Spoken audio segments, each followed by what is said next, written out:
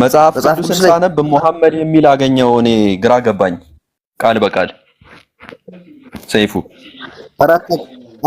አታገኝ ይኸው ልስጣ። እኔ ሙሐመድ የሚል አገኘው አንብቤ፣ ከምሬን ነው።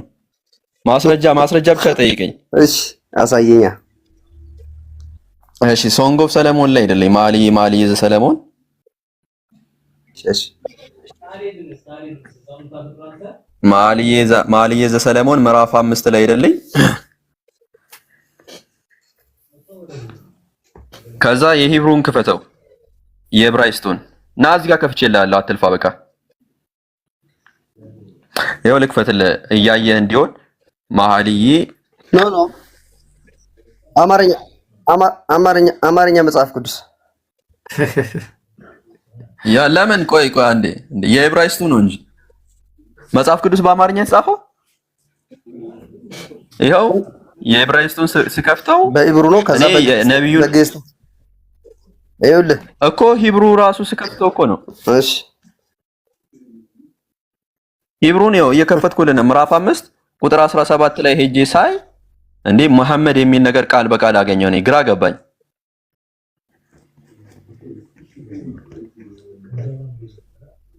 ምንድነው የሚል ማን? ኢሳይያስ ሙሐመድ ይላል። መኃልየ ሰለሞን እኮ ምን የሚለው መጽሐፍ ቅዱስ ላይ ምን ላይ? ይኸው ምንድነው የሚለው? እስቲ አንብበው። ይሄንን ምንድነው የሚለው? ይኸው መኃልየ ምዕራፍ 5 ቁጥር 16 ላይ መሐመድ ይላል።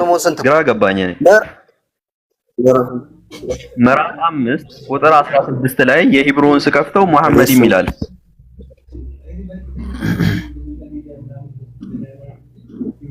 አማርኛውን እስኪፈትል እና እኔና ኢብሮ አሁን እዚህ ጋር ግራ ገብቶን ያለነው። ከድሮ ጀምሮ ምንድነው የተባለው? ነብዩ መሐመድ በመጽሐፍ ቅዱስ ላይ የለም እየተባልን ይኸው እዚህ ጋር መሐመድ ይላል ቃል በቃል አማርኛው ላይ አጭበርብሮን ነው። እሷ ጤሬራ ነው አባቴ። ይኸውልህ ከኢብሩ ወደ ግዕዝ ነው የተተረጎመው። ከግዕዝ ደግሞ ወደ ጤሬራ መጽሐፉን ነው የከፈትኩት። አጤሬራ ነው ይዘህ የመጣው እሱ መጽሐፉን ነው የከፈትኩት። አማርኛ እኮ እንደዛ ከሆነ አማርኛ ዕብራይስጥ ነው እዚህ ጋር የከፈትኩት። አማርኛውን ባይብል ክፈተው። አማርኛውን አጭበርብሮን እያልኩ እኮ ነው። የዕብራይስጡ ላይ አማርኛ ነው የምንግባባው። በአማርኛ ክፈተው። ኔቨር እኮ ቆይ መጽሐፍ ቅዱስ እንትና ሰለሞን በአማርኛ ነው የጻፈው መጽሐፉን። ይሰማል ሰይፉ? ይሰማል። ሰለሞን በአማርኛ ነው የጻፈው ወይ ዕብራይስጥ ነው እኮ። ዕብራይስጡን ነው ሰለሞን የጻፈበት። በአማርኛ መጣ ተተረጎመ። አዎ እኮ ራሱ ሰለሞን የጻፈበትን የዕብራይስጡን ሳነበው መሐመድም ይላል። ይኸው ስለ አማርኛ ምን አገባኝ እኔ? ምን ሰለሞን ራሱ መሐመድም እያለኝ አማርኛ ትለኛለህ እንዴ? እሱ ጎግል ነው አላምንም። እሱ አረ ሌላ ሰው ጋር ቀጥል። አጤሬራ ነው እሱ። በአማርኛ ነው። በአማርኛ ታድኝሽ ከቻልክ። አረ ሰይፉ በቃ ከአንተ ጋር ደግሞ ጊዜ ነች እንዴ? ዮኒን አስቀጥለው ይሄን ሐሳብ። እሺ ዮኒ አለ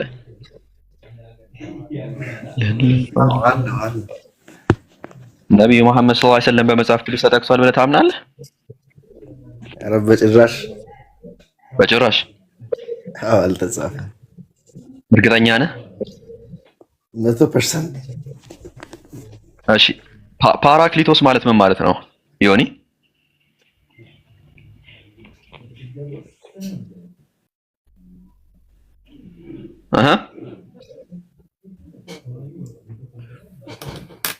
ወፍ ዮኒ ፓራክሊቶስ ማለት ምን ማለት ነው?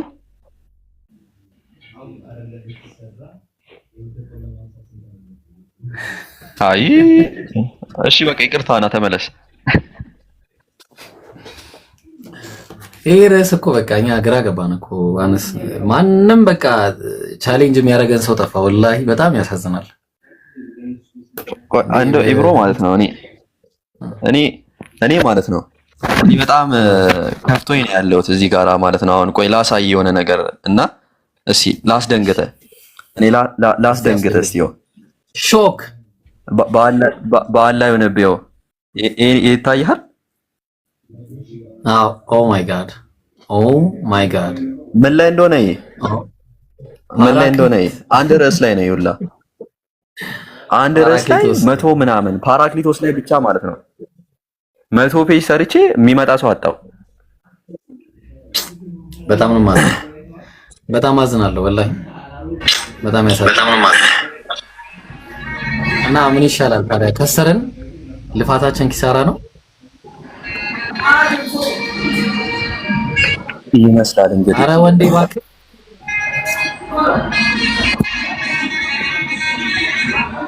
ወንዴ ይሰማል። እሺ ቆይ አንዴ የጀመረ ሰው ስላለ እሱ ይጨርስና ከኔ ጋር አንተ ትቀጥላለህ። ቀጥለ አነስ ከዮኒ ጋር ዮኒ መጣ። አይተኸው ፓራክሊቶስ ማለት ምን እንደሆነ?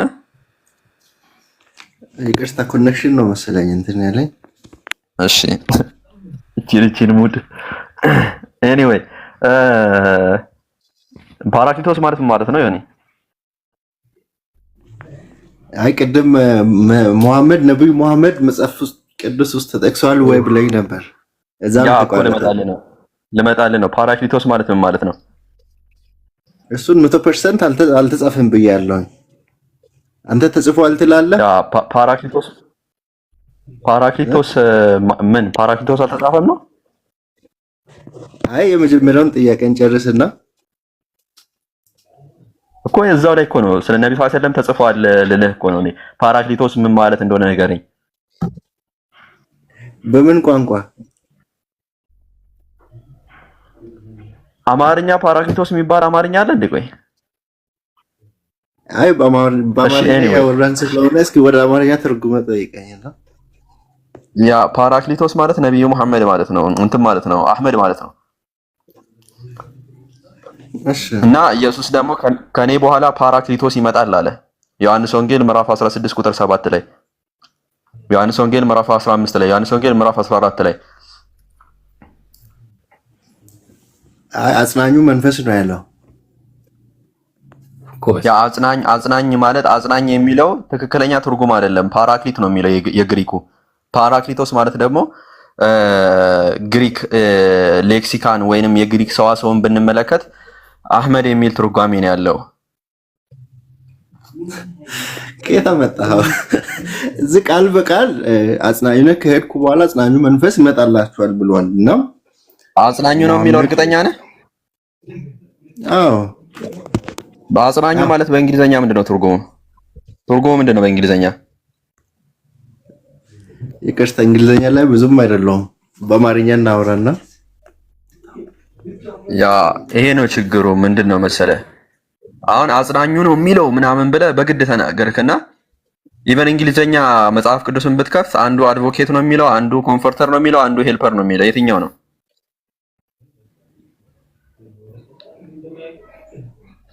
አይ አሁን ትርጉሙ ይሄ ኮንሰፕት ነው ይቅርብህ።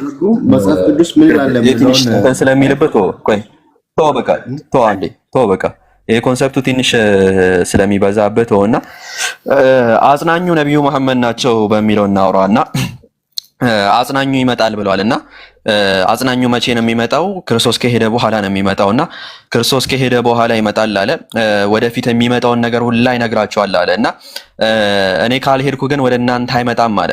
ስለዚህ ይሄ አጽናኝ ከኢየሱስ በኋላ የሚመጣ ነው እና ደግሞ የሚሰማውን ሁሉ የሚናገር ነው። ከራሱ አይናገርም፣ ከአምላክ ነው የሚናገረው። ነብዩ ሰለላሁ ዐለይሂ ወሰለም ላ የንጢቁ ዐኒል ሀዋ ኢነሁ ኢላ ወህዩን ዩሃ እያለ ቁርአን ይናገራል። ከራሳቸው አንዳች አይናገሩም ወህይ ቢሆን እንጂ ማለት ነው። እንዲሁም ደግሞ ትንቢቶችን ነግሮናል። ስለዚህ የኢየሱስ ክርስቶስ አጽናኙ ትንቢት ስለ አጽናኙ የተናገረው ፍጻሜ ነብዩ መሐመድ ሰለላሁ ዐለይሂ ወሰለም ናቸው። ዮኒ አይ አይደለም ሙሐመድ ሰው ነው እንጂ መንፈስ ቅዱስ አይደለም። መንፈስ አይደለም ኢየሱስ ያለው መንፈስ ቅዱስ የሚል ነገር አሳየኝ። መንፈስ ቅዱስ የሚል ነገር አሳየኝ። ላሳይ ይችላል። እኔ ብሄድ ይሻላችኋል። እሺ መንፈስ ቅዱስ የሚለውን አሳየን።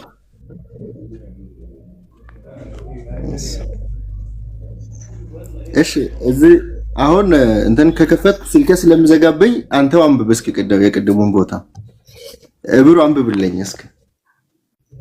ምን? አይ አሁን ስልኬ ይዘጋብኛል እንትን ከወጣሁ። እኔ ግን እውነት እነግራችኋለሁ፣ እኔ እንድሄድ ይሻላችኋል። እኔ ባልሄድ አጽናኙ ወደ እናንተ አይመጣምና እኔ ብሄድ ግን እርሱን እልክላችኋለሁ። ግን እርሱ የእውነት መንፈስ በመጣ ጊዜ ወደ እውነት ሁሉ ይመራችኋል፣ የሚሰማውንም ሁሉ ይናገራል እንጂ ከራሱ አይናገርም፣ የሚመጣውንም ይነግራችኋል አለ። እሺ ቀጥል።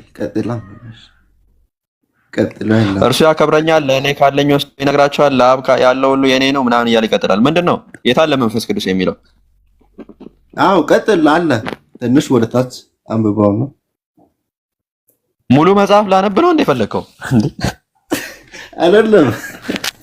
ምዕራፍ 16 ላይ መንፈስ ቅዱስ የሚል ነገር የለም። ባይዜ ከፈለክ እኔ ጥቅሱን ሰጣለሁ። እሺ ሙሐመድ ነው የሚል አለ ታዲያ? አንተ እኮ ስለማታውቅ ነው የተውኩት። ፓራክሊቶስ የሚለው አህመድ ነው ብዬ ነበር። እሱ ላይ ገና ስለሆንክ ተውኩትና ስለ ነብዩ ሰለላሁ ዐለይሂ ወሰለም ነው እያልኩ ነው። እንዴት አይደለም ምትል ከሆነ ማስረጃ አምጣና ሞግተኝ። እስኪ ሙሐመድ ነው የሚለውን በማስረጃ አሳየኝና እዛ መንፈስ ቅዱስ ነው የሚል አለ። በትክክል ተገልጿል። እና ያ አጽናኙ ቅድም እብሮም ሲያወራ ነበር። የለም መንፈስ ቅዱስ ነው የሚል። እሺ ቅድም እብሮም ሲያወራ የነበረው የማይዘን ራስ ድንጋይ የሚለው እርሱን ሙሐመድ ነው ብላችሁ አንዴ አዳምጥ ልስጥ። እኔ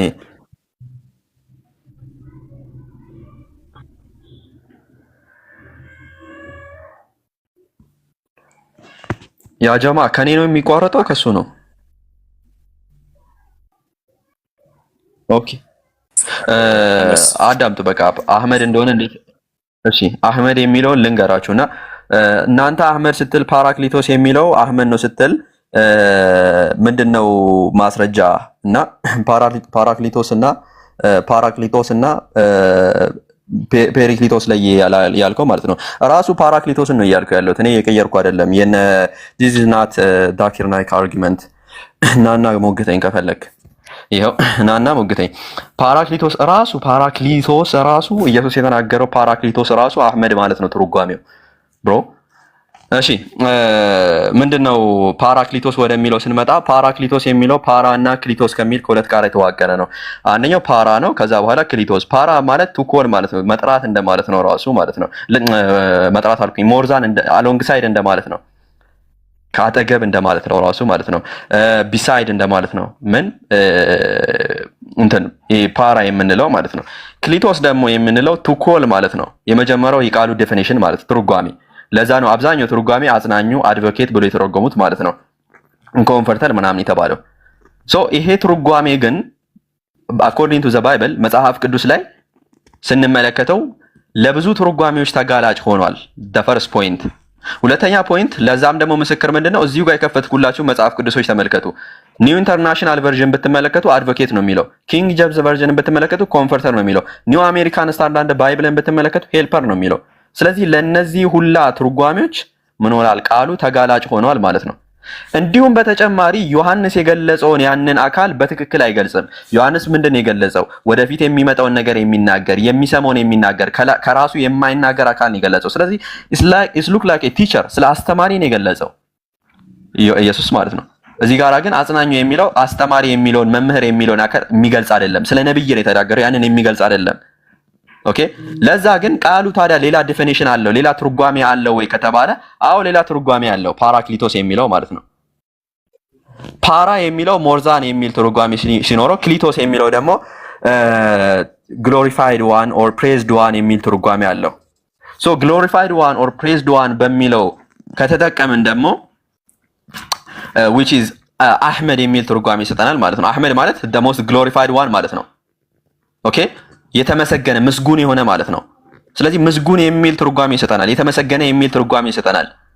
ስለዚህ ኢየሱስ የተመሰገነ የሚል ማለትም አህመድ ብሎ ተናግሮ የአዲስ ኪዳን ጸሐፊያን የሆነን ቃል ወደ ግሪክ ይተረጉሙ ነበር፣ ትራንስሌት ያደርጉ ነበር።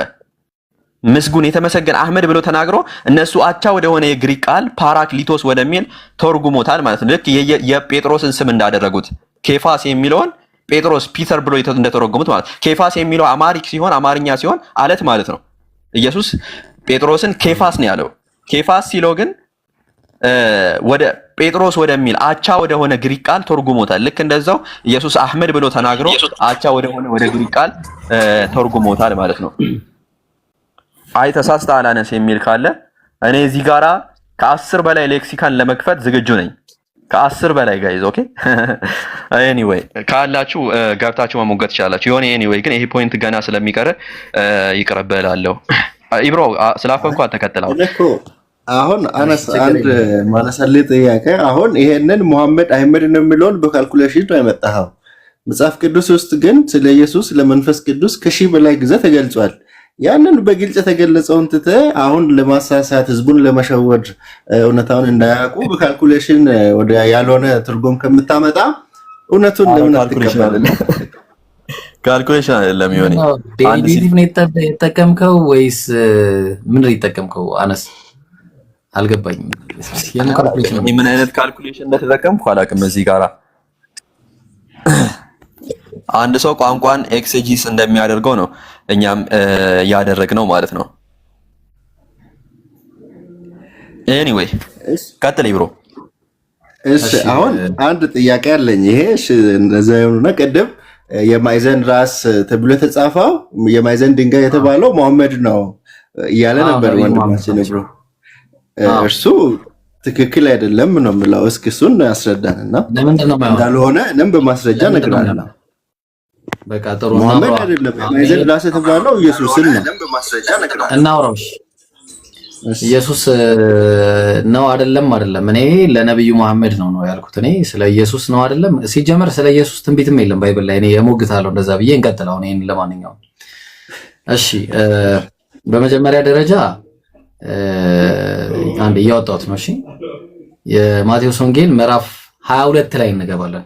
ተመሳሳይ አንድ አይነት ስለሆነ ማለት ነው። እሺ እናነባለን አብረን። ኢየሱስም መለሰ ደግሞ በምሳሌ ነገራቸው እንዲህ አለ። መንግስት ሰማያት ለልጁ ሰርግ ያደረገ ንጉስ ትመስላለች አለ። ንጉሱ ማን ነው? ማን ነው ንጉሱ? ሄሎ ሄሎ። እሺ ንጉሱ ማን ነው? ጥያቄ የጠየኩ ነው እኮ ብራዘር። ማቴዎስ ወንጌል ምዕራፍ 22 ቁጥር 1 ላይ ኢየሱስም መለሰ ደግሞ በምሳሌ ነገራቸው እንዲህ አለ። መንግስተ ሰማያት ለልጁ ሰርግ ያደረገ ንጉስን ትመስላለች አለ። ንጉሱ ማን ነው? እግዚአብሔር። በጣም ጥሩ። እሺ የታደሙትም ወደ ሰርጉ ይጠሩ ዘንድ ባሮችን ላከ፣ ሊመጡም አልወደዱም አለ። ባሮቹ ማን ናቸው? ህዝቡ አይሁዳውያን፣ ነቢያት። ባሮቹ ነቢያት ናቸው። ደግሞም ባሮችን ልኮ የታደሙትን እነሆ ድግሴን አዘጋጀው፣ ኮርማዎቼንና የሰቡትንም ከብቶቼን ታርደዋል፣ ሁሉንም ተዘጋጅቷል፣ ወደ ሰርጉ ኑ በሏቸው አለ። ማንን ነው? አይሁድን ማለት ነው። እሺ ባሮቹን ላከባቸውና እነሱም ግን ቸል ብለው አንዱን ወደ እርሻው ሌላውንም ወደ ንግዱ ሄዳል፣ ትተዋቸው ማለት ነው። አይሁድ በቃ ምንም ደንታም አልሰጣቸውም። የቀሩትንም ባሮቸው ይዘው አንገላቷቸው፣ ገደሏቸው። ባሮች ማለት ነቢያት ናቸው አይደለ? እንደምታውቀው ነቢያትን ያንገላቱ ይገሉ ነበር። እንደ ማቴዎስ ዘገባ ደግሞ እንደ ማቴዎስ ዘገባ ደግሞ ስናየው ምክንያቱም አይዊት ነስ አይደለም የደረሰውና ያገኘው ኢየሱስም ተገሏል ብሎ ነው የሚያምነው። ንጉሱም ተቆጣ አለ እግዚአብሔር ማለት ነው። ጭፍሮቹንም ልኮ እነዚያ ገዳዮችን አጠፋ፣ ከተማቸውንም አቃጠላለ። ከተማቸውን እግዚአብሔር ጭፍራ ልኮ ያቃጠለው መቼ ነው? የአይሁድን ከተማ በፊት በብሉይ ኪዳን ዘመን ነው ወይስ በታሪክ አይደለም? በንጉስ ናቡከደነጾር ጊዜ? በታሪክ ከኢየሱስ በኋላ ማለት ነው። መቼ ነው?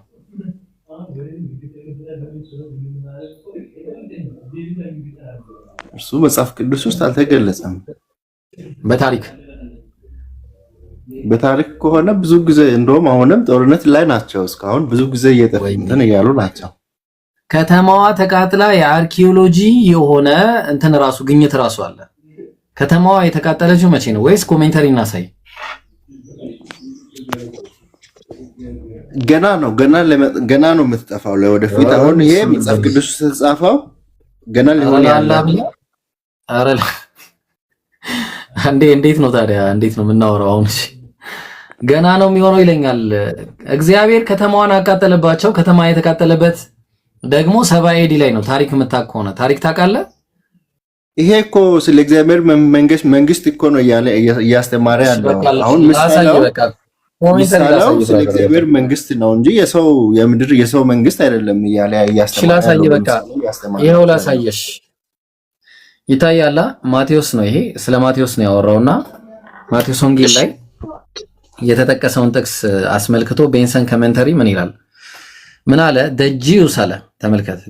the Jews by Romans ማለት ነው በሮማውያን armies called God's army በሮማውያን God's army ጭፍሮቹ ቀደም ስለተባለ ማለት ነው እግዚአብሔር ጭፍሮቹን ልኮ ከተማዋን እንደሚያቃጥል ተናግሯል። ሰው በእግዚአብሔር አርሚዎች ያቃጥለዋል። መቼ እናየዋለን። ያው ተመልከት እዚህ ጋር ምን ይላል? the inhabitants of Jerusalem and burned the city to ash ወደ አመድ ቀይረዋታል አለ። ማናቸው እነሱ? ሮማውያን። ተመልከታየው ሮማውያን። ሶ መቼ የቱ ነው? ማቴዎስ 22:7 ላይ። ይሄ ኮሜንተሪ ደግሞ ፑልፒት ኮሜንተሪ ነው። ሌላ ደግሞ ባይብል ስተዲ ላይ ስትመለከት በሂስትሪ መቼ ነው ብለው ሲል in historical context this can be seen as a reference to the Roman armies that destroyed Jerusalem መቼ ይላል? መቼ ይላል? 70 ኤዲ። አዎ ስለዚህ 70 ኤዲ ደግሞ በጣም ጥሩ። አሁን እዚህ ጋር ጥቅሱ ላይ እንመለስና እግዚአብሔር ከተማቸውን ያቃጥላል ማለት ነው። በአርሚዎቹ ኢን ሴንስ የተባሉት እንግዲህ ከተማውን ሊያጠፋ ከፈለገ ቅድም ማቴዎስ እንትን ላይ ሲጻፍ አይተህ ከሆነ ማቴዎስ 21 ላይ መጥፎን በመጥፎ ያጠፋል ብሎ ተናግሯል። መጥፎን በመጥፎ። ስለዚህ ሐዋርያትን ሲጠይቃቸው እንደዛ ነው የመለሱለት። እግዚአብሔር መጥፎችን በመጥፎች አጠፋቸው። በተመሳሳይ በሮማውያን መቼ? 70 ኤዲ ላይ ማለት ነው። 70 ኤዲ ላይ ሲያጠፋቸው ካጠፋቸው በኋላ እንደሚናገረው ነገር አለ። ምን ብሎ ነው የተናገረው? በዚያን ጊዜ ባሮቹን ወደ ሰርጉ ተዘጋጅቷል፣ ነገር ግን የታደሙት የማይገኙባቸው ሆኑ። እንግዲህ ወደ መንገድ መተላለፊያ ሄዳችሁ ያገኛችሁትን ሁሉ ወደ ንጉሱ ጥሩ አላቸው። እነዚያም ባሮች ወደ መንገድ ወጥተው ያገኙትን ሁሉ ክፎቹንም በጎቹንም ሰበሰቡ፣ የሰርጉን ቤት ተቀማጮች ሞሉት አለ። ጥያቄ፣ ከ70 ኤዲ በኋላ ለመጀመሪያ ጊዜ እግዚአብሔር ያዘዛቸው መቼ? እነማንን ነው? እነማንን አዞ ነው እግዚአብሔር ከ70 ኤዲ በኋላ ወደ ባሪያዎቹን አህዛብን ሁሉ እየጠራ የመጣው ማለት ነው? እነማን ናቸው? እዚህ ጋር አንድ መረዳት ያለብን ነገር ምዕራፍ 21 ላይ መጀመሪያ ይሄን መልስ። መጀመሪያ ጥያቄ መልስ። ይሄንን ከመመለስ በፊት ስለ እስራኤል መንግስት አይደለም ምሳሌው። አንብበ ከሆነ መንግስተ ሰማያት ስለ መንግስተ ሰማያት ስለ እስራኤል መንግስት አይደለም። ስለ መንግስተ ሰማያት ይሄው አንብበው። ቅድም አንብበው። አረ ምሳሌ ነው እሱ ብራዘር። መለሰ ደግሞ ምሳሌ ነው ነገራቸው። ምሳሌ ነው እሱ። እንዴ ምን ሆነ ነው? መንግስተ ሰማያት እስራኤል መንግስት ነው የሚለው ወይስ መንግስተ ሰማያት ነው? በምሳሌ ያስተማሪያ አኮ መንግስተ ሰማያት ማለት የእግዚአብሔር ጋር ይሄ ማቴዎስ 22 ላይ 21 ላይ የተጠቀሰውን አይተህ ከሆነ ከሱ ጋር ተመሳሳይ ምሳሌ ነው። ተግባባን? እርሻ ሲል ምንድነው? ነቢያት መተው እርሻ ነበር ሲያርሱ የነበረው አይደለም? እና ታዲያ ምንድነው የምታወራው? ህዝቡ ማለት ያ እንግዲህ ወደ እስራኤልን ነው እየጠሩ የነበረው ማለት ነው። ተግባባን? ከዛ ከናንተ ትወሰዳለች አለ ኪንግደሙ ራሱ። አሁን ጥያቄ ጠየቅኩ መልስልኝ። ከ70 ኤዲ በኋላ የተነሳ አንድ መንግስት ስጠኝ እስቲ። በታሪክ ማን ነው? ከ70 ኤዲ በኋላ ተነስቶ አሕዛብን ሁሉ የጠራ እግዚአብሔር ሂዱ ብሎ ያዘዛቸው ህዝቦች ማን ናቸው? ከዛ ወዲህ እንደ ታሪክ ላይ ብዙ አይደለም፣ ግን ሮማን ኤምፓየር ነው መሰለኝ። የሮም ንጉስ ነው መሰለኝ። ሮማን ኤምፓየር ወደ ጣዖት ነው እግዚአብሔር የሚጠራው አይደለም። ይሄንን አሁን ለማሳሳት ከሆነ ከ70 ኤዲ በኋላ ተነሳችሁ ብሮ የምታወራው። እሺ አሁን ዋና ጥያቄያችን ቅድም ያልከኝ ነበረች ኮሮ አይደለም ስለ መሰናከያ ድንጋይ ነውና፣ ቀጥል። አንድ ላይ መልሳለሁ። ጥያቄን ጨርስና ጨርስለት እስቲ አነስ የተጠየቀው መልስ። ከ70 ኤዲ በኋላ የተነሳ ኪንግደም እና አሕዛቦችን የጠራ ኪንግደም ማን ነው? አሁን እዚህ ላይ ከመጽሐፍ ቅዱስ ነው ልነግርህ የምችለው። አንድ ሰው ማለት ከተለካ ወይም አንድ ግለሰብ ከጻፈው መጽሐፍ ሳይሆን ከመጽሐፍ ቅዱስ ነው ልነግርህ የምችለው። መጽሐፍ ቅዱስ ደግሞ ይህንን የሚያወራው ስለ እግዚአብሔር መንግስት አንዴ እኛም እያወራን ያለነው ከምንድን ነው ከተባለ አኮርዲንግ ቱ ዘ ባይብል ነው ማለት ነው። ከቴምፕሉ ከኢየሩሳሌም ቴምፕል ዲስትራክሽን በኋላ የተነሳ ከሰባ ኤዲ በኋላ ተነስቶ ማለትም ዲስትራክሽን የተፈጸመው መቼ ነው? ሰባ ኤዲ ነው። ከዛ በኋላ ተነስቶ የአህዛቦችን ወደ አንዱ አምላክ የተጣራ ማን ነው? የትኛው ኪንግደም ነው? የትኛው መንግስት ነው? መጽሐፍ ቅዱስ ውስጥ የእግዚአብሔር የኢየሱስ መንግስት መጨረሻ ላይ የሚመጣው መንግስት ስለሱ ነው የምላው እና ከታሪክ የምታውቁትን ከመጽሐፍ ቅዱስ ከሆነ ከመጽሐፍ ቅዱስ ውስጥ ንገሩኝና ሂስቶሪካሊ ነው የተከለው። ያ መጽሐፍ ቅዱስ ትንቢትን አስቀመጠ። ቆይ አንዴ ትንቢትን አስቀመጠ መጽሐፍ ቅዱሱ። እኛ ደግሞ ሂስቶሪካሊ በታሪክ ክስተት መቼ ነው የተፈጠረው ብለን እየጠየቅን ነው ያለ ነው። ኦር ስቲል የትንቢት አልተፈጸመም፣ ገና ሊፈጸም ነው። በመጽሐፍ ቅዱስ ከሄድን ዮሐንስ ራእይ ውስጥ ተጽፏል። ይሄ ዮሐንስ ራእይ ውስጥ እያያችሁ ትንቢት ቃል በቃል አሁን ለምሳሌ ትንቢቱ ተፈጽሟል።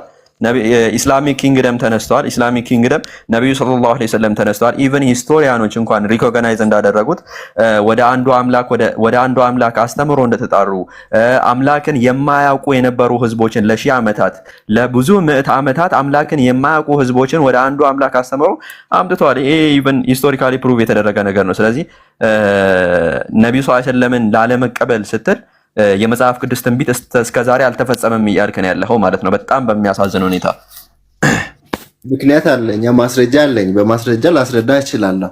ማስረጃ የለም? ምንም አለኝ። ምንድነው ማስረጃ? ክፈትልን። እሺ ማስረጃ ምንድነው? ይሄ አንቲክራይስት እንደሚመጣ ኢየሱስ ክርስቶስ ከሰው ጋር ሳይሆን ጥሉ አንቲክራይስት የሰይጣን መንግስት እንደሚመጣ መጨረሻ ላይ ጦርነት እንደሚኖር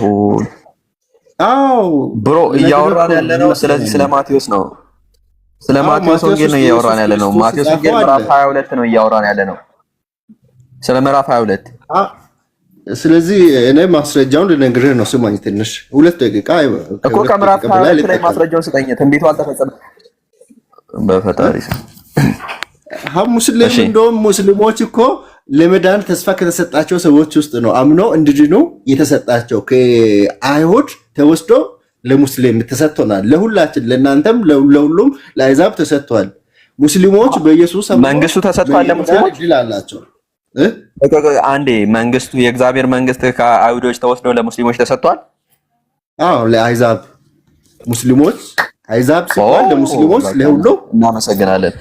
ይሄን ኮንፈርምስ የእግዚአብሔር መንግስት የሚባለው ምንድነው? አንዴ ዮኒ አሁን ተይዛል። ቆይ ሆልድ ኦን። አሁን ተይዛል። ትልቅ ምስክርነት ነው። የእግዚአብሔር መንግስት የሚባለው ወይ ደግሞ የእግዚአብሔር መንግስት የሚባለው ምን አይነት ኔሽን ነው? ምን አይነት ህዝብ ነው? አምላክን የሚያውቅና የአምላክን ህግጋት የሚከተል ማለት ነው። ኪዳኑ ያለው በኢየሱስ የሚያምን ነው። በኢየሱስ የሚያምን ነው። እንደዛ ነው የሚለው ብሉይ ኪዳን ላይ ስትከፈትልን ብሉይ ኪዳን ላይ ሲነገር እንደዛ ነው የሚለው። እስኪ ምንድነው ጥያቄህን ድገምልኝ።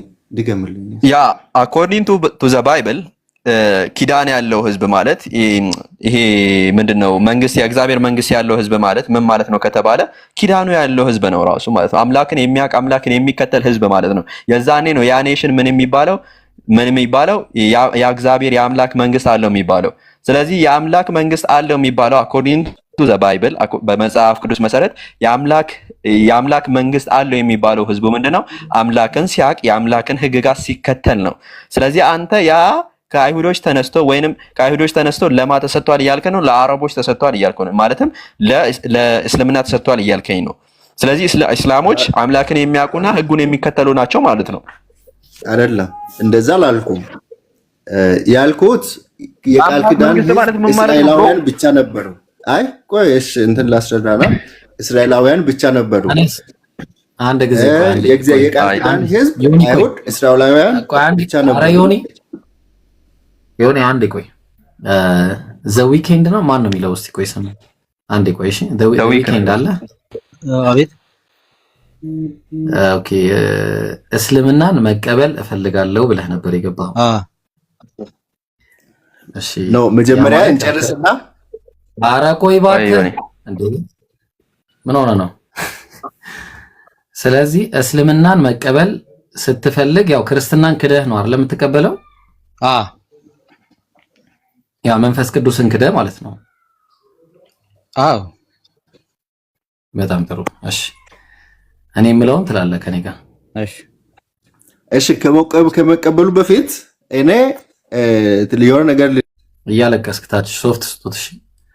እሺ አሽሃዱ አላ ኢላሃ ኢላላህ እፎይ ረሱሉላህ መሐመድ ከማላ ምናት ትበዳ ሪካርድ አድርጉ። ድገም። ቆይ ተው ተሳደብ። አልሳደብም፣ ጨረስኩኝ። መቼም አልቀበልም፣ በሞት ይሻላል። ወላሂ ለዓዚም የሰራሁትን ስራ ተመልከቱ። ክርስቲያን አይደለም ይሄ ልጅ ታውቃለህ? አነስ እኔ አላወኩትም። ማክሽ ክርስቲያን አይደለም። ከዚህ ምን የገባው መንፈስ ቅዱስን ምህረትም የለውም። ያ ጀማ አያችሁ አይደል? እስልምናን ለመሳደብ አምላኩን ክዶ ነው የመጣው። ቆይ አንዴ ላሳያቸው። መንፈስ ቅዱስን የካደ ከዚህ በኋላ ክርስቲያን እንደማይሆን ማለት ነው። እኔን እሸውዳለሁ ብለህ ኑና ተሳደቡ። እኛ ሙስሊሞችን ብትሳደቡ ምንም የምታመጡት ነገር የለም። ነቢያትም ሲሰደቡ ሲገደሉ ነበረ። ለስድብ ነው ልንሰደብ ነው የመጣ ነው ሲጀመር እንጂ ያው እኛ ተሳዳቢዎች አይደለንም። ምን አለ መሰለህ? እሺ ይኸው የማርቆስ ወንጌል ምዕራፍ 3 ቁጥር 29 ላይ በመንፈስ ቅዱስ ላይ የሚሳደቡ ሁሉ ግን የዘላለም ኃጢአት ዕዳ ይሆንበታል እንጂ ለዘላለም አይሰረይለትም አለ። አላሁ አክበር። ይህ ሰውዬ ዛሬ ከክርስትና እንደወጣ መቼም ወደ ክርስትና የማይመለስ ሰው ነው። ወቁኝ ነው መቼም ማለት ነው። ልመለስ ቢል እንኳን ማለት ነው። ቀጥል አነስ የጀመራችሁትን። አይ መርሃባ ጋይዝ፣ ይሄ ሃይማኖታችሁን ክርስቲያኖች ምን ያህል እንደዚህ ክርስትናን የሚገልጽ ሰው ነውና ክርስቲያኖች በዚህ ልክ ከመሳደብ ይልቅ መታችሁ እባካችሁ በሙግት እመኑ። ላይክ በአእምሯችሁን ተጠቀሙና ላይክ ሞግታችሁ ለማሸነፍ ሞክሩ። ስድብ ምንም አይጠቅማችሁም። ኦኬ እኛ እንደናንተ አንሳደብ። መሳደብ በጣም ቀላል ነገር ነው። ደለወር በጣም ማንም ተራሶ ማድረግ የሚችለው ነገር ቢኖር ተሳድቦ መውጣት ነው። ነገር ግን እዚህ ጋር መታ አስተምሮ መሞገት አትችልም። በትምህርት መምህራኖችም አይችሉም። መሳደብ ነው ስራቸው። ባይዜ ማን እንደሚሳደብ ኢቨን ቆይ አንዴ ከፍቼ ላሳያችሁ። መምህራኖቻቸው እንደሆነ ተሳዳቢዎቹ ስድብ ራሱ የተማሩት ከመምህራኖቻቸው ነው ያጀማ። ኦኬ ቆይ አንዴ ቪዲዮ ከፍትላችኋለሁ መምህራኖቻቸው ሲሳደቡ ማለት ነው። ከዛ እናያለን እንደሆነ። ቀጥል ይብራዋል። እሺ እና ምን መሰላችሁ? አልሐምዱሊላህ ያው መንፈስ ቅዱስን ክዷል። ከዚህ በኋላ ወደ ክርስትና ልመለስ ቢል እንኳን የማይመለስ ሰው ነው የሰውዬ። እና አንድ ነገር አለ ወቆይነን እኛ ሙዳችንን ለመጠለብ ምናምን ፈልገህ ከሆነ እኛ ሙዳችን አይጠለብም። አልሐምዱሊላህ እኛ ጾመኞች ነን። አሁን ፈልገህ ይቅርታ አድርጉልኝ ላወርድ ነው አሁን። እሺ ውረድ። ትወርዳለህ ወይስ ዝም ትላለህ? ዝም በል። እሺ ምን መሰላችሁ? ክርስቲያኖች ከመምህሮቻቸው የሚማሩት እናትህን እንደዚህ አድርግ ብሎ ማለት ነው። ፍላይት ወደዚህ ተመለስ አለዛ ለወርድ ነው። እናትህን እንደዚህ አድርግ ብሎ የመሳደብ ፍላጎት ነው ያላቸው። እኛ ደግሞ መረጃ ነው። ነብዩ መሐመድ አለይሂ ሰላቱ ወሰላምን ባይብል ላይ ስናሳያቸው አማራጫቸው ምንድነው? መሳደብ። ማን ነው የሚልካቸው? መምህሩ። ያ መምህር ደግሞ ሲሳደብ ዘላለሙን እየተሳደበ እንደሚኖር ደግሞ ታውቃላችሁ። እኛ ስድብ አይለጠፍብንም። ወላኪን ግን በየቀኑ አንተ የምትጠላውን እስልምና ሰው ይቀበላል። የሚገርም ነገር ወደድክም ጠላ ማለት ነው። አልሐምዱሊላህ እናንተ ተሳደቡ፣ እኛ ጋር ሰው ይሰልማል።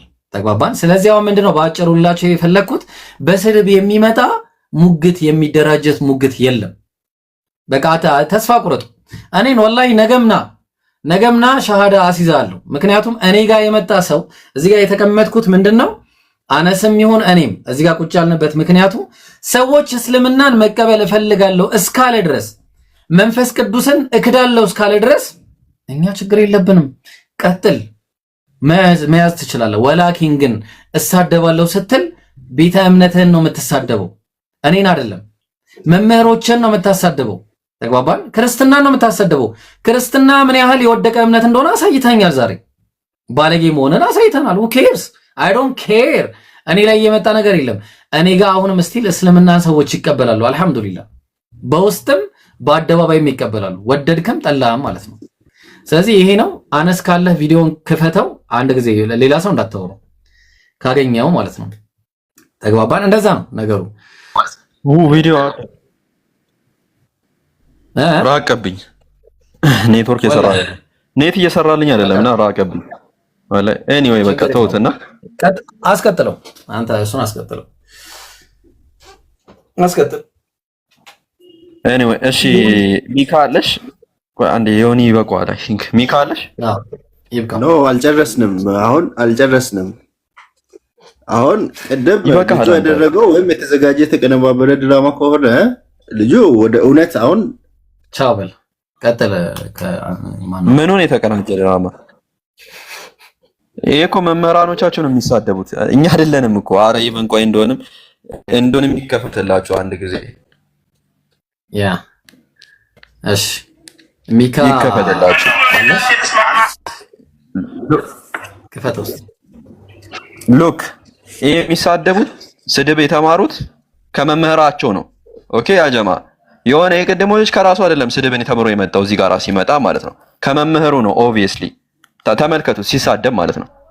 እንደተከተለ ራስ አሳውቅና ከዚያ በኋላ ሁሉም እየሰሙ እንዲማሩ ዘንድ ያ ራሱ ነገራቸው የተስማማበት እሱ ምን ብለን እናሳወራ ወንድሜ ወሲብ ፈጽመባት የሚለውን ያሳየ ነው። ያላ አውጣ አይሻ ነብዩ ቦታ ነው በዘጠኝ ዓመቱ ይበዳታል። ምን አገባኝ።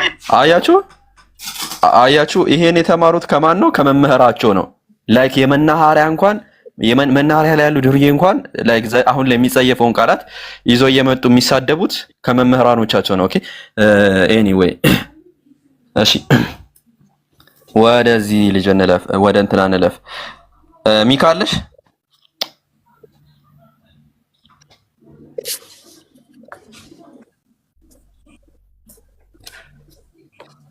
ይሰማል? ሚካ አቤት። ትሰሚያለሽ? የቤተ እምነት ነሽ? ወይ እወርዳለሁ። እሺ ዝም ብዬ ኢብሮ ቤት ስለሆነ እመጣለሁ እንጂ እወርዳለሁ ወደ ታች። ኢብሮ ቤት ዝም ብዬ ትማር አነስ ተቀመጥ። ሌላ ጊዜም ከታች ሆነ ነው የምትማራውና ተወያይ አይደለችም። በነገራችን ላይ ቅርታ ተቀመጥ። እንዳትወርጂ እሺ። ሀኒና አንቺ እንዳትወርዱ ሲጀመር ተቀመጭ። ከታች ሆናለሁ። እሺ አይጭነቅሽ፣ ቤትሽ ነው። ከፈለግሽ ሞዴሬተር ራሱ ሰጥሻለሁ። ተቀመጭ እሺ። ምንም እንዳትፈሪ፣ ምንም የሚያስፈራ ነገር የለም። ፈታቤ እሺ። ክርስቲያን አስገባሽ ካገኘ አነስ